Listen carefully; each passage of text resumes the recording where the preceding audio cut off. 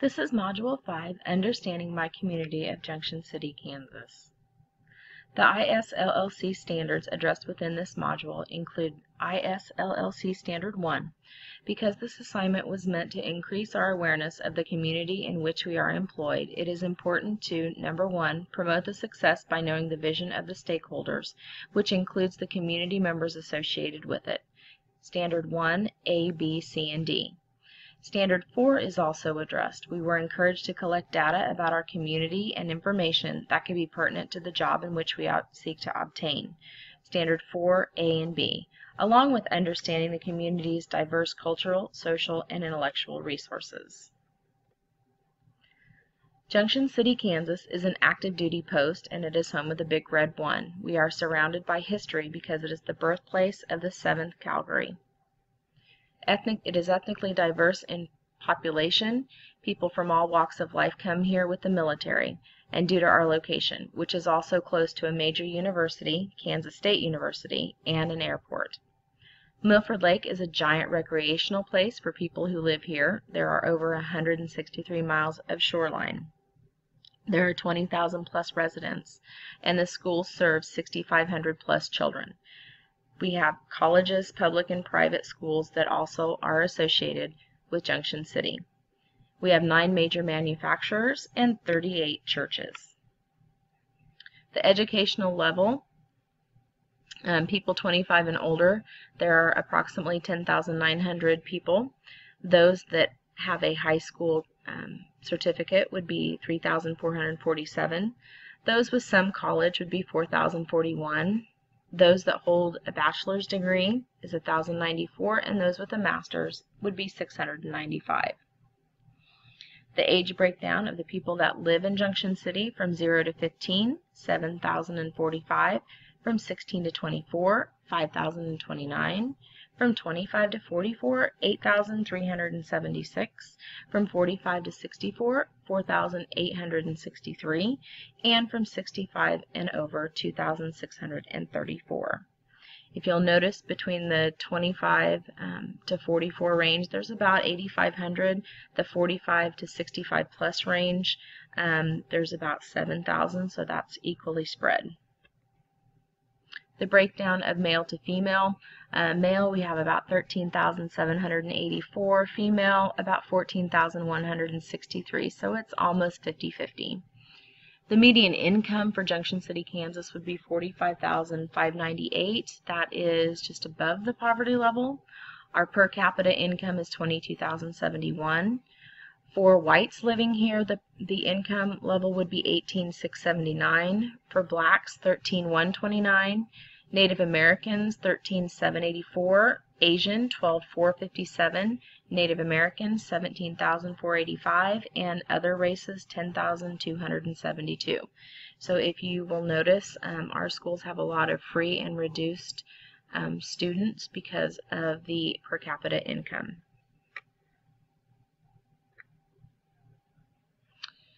The communication channels that are available in Junction City, Kansas, they offer cable and dial-up through Cox Communication. That's their only high speed.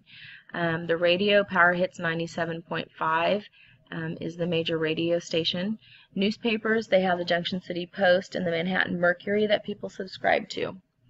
7% of the population is Spanish speaking, 2% is German, 1.2% is Tagalog, 0.8% is Arabic, and 0.6% is other Pacific Islander, 89% English. So we are primarily an English speaking community. Community groups, there are over 35 community groups that individuals can become involved in. I've only listed a few below. There's military clubs, 4-H, YMCA, Boys and Girls Club, and Chamber of Commerce. When I was doing this, I did notice that there would be a club for anyone that moved to Junction City. They're very diverse in what they offer. The Geary County Schools work directly with Boys and Girls Club within the schools to provide free and safe places for children to go after the school day ends. The assumption is that they are partnering with them because there is a need in the community because of the 9 manufacturing plants. Most of our parents are working just to make ends meet. We also have a cooperative with Fort Riley to meet the needs of children whose parents have ties to the military. There are lots of outreach programs, education, etc. The leadership that is found in this community, there's a recent somewhat shift. The Bramlage family was a leader in the community. Ron Bramlage was a prominent businessman and philanthropist in the Junction City area. He and his family were killed in a tragic plane crash in June of 2014. He was the president of the Board of Education for USD 475. They led in a very positive vision for Junction City, holding many positions within the community, such as being on the board of directors for the Convention and Visitors Bureau. There's a memorial in front of JCMS for them. The Bramlage Family Foundation has set up a charitable organization for children. Ron was the grandson of Fred Bramlage, a 1935 graduate of Kansas State University. Any of you that have been to K-State have heard of the Bramlage Coliseum. There's also a library that was named after Dorothy Bramlage, which would have been Ron Bramlage's mother. Their characteristics: they were well liked by all. There's ties to the major university, K-State. The grandfather was a lead contributor in the building of the Bramlage Coliseum. They're involved in many areas of the community, including he was president of the local school board until his untimely death in 2014. Since their death, the foundation that they created focuses on helping local children.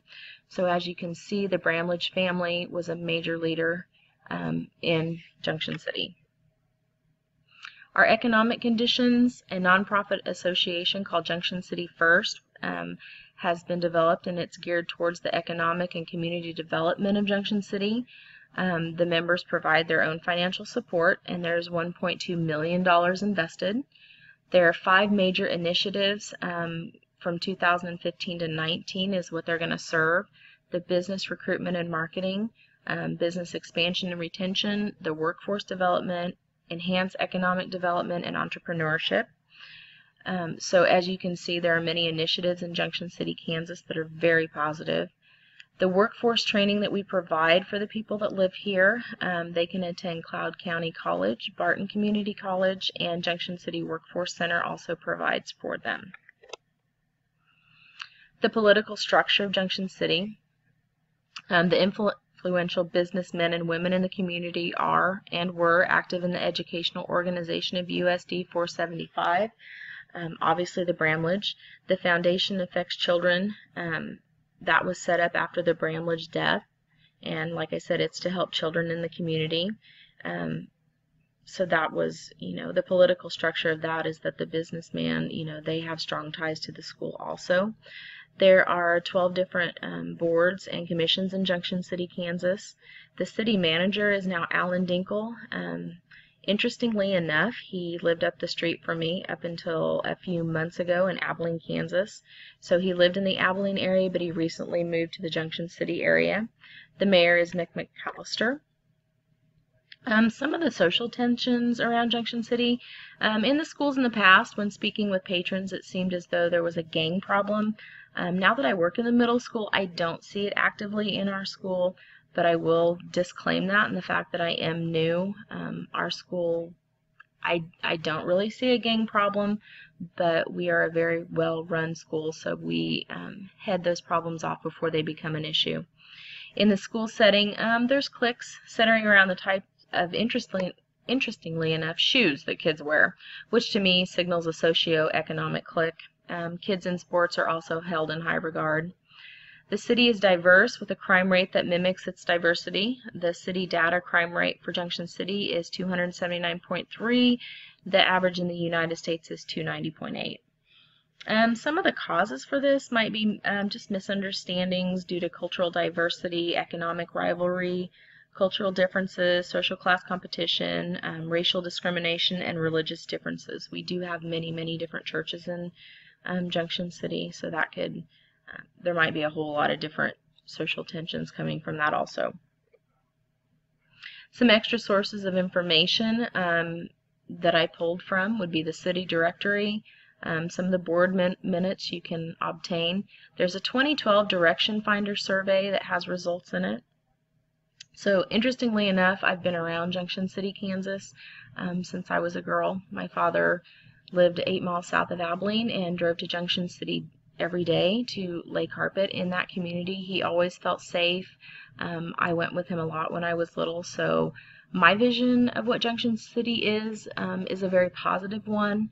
I do know in outlying communities they see Junction City as a place that has a high crime rate and that their schools are kind of what I would say tough. But I have come to see that the opposite is true. It's a very diverse community, a very exciting community to be in just because of all the differences. The kids in the schools are great. The diversity of teachers is wonderful. It's been a really positive change for me.